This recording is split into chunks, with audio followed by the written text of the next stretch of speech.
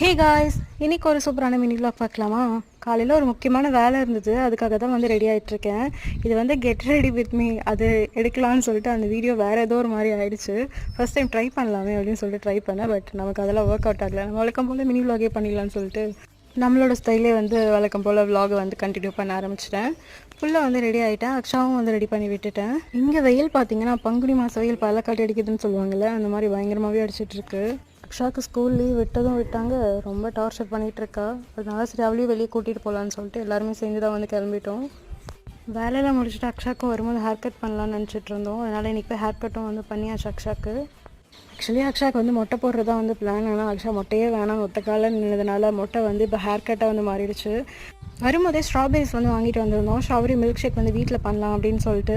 So வந்ததுமே அதெல்லாம் வந்து நல்லா வாஷ் பண்ணிட்டு ரெடி பண்ணி குடிச்சாச்சு. இந்த மில்க் கூட லைக் பண்ணிடுங்க, சேனல் சப்ஸ்கிரைப் பண்ணிடுங்க. பாய்.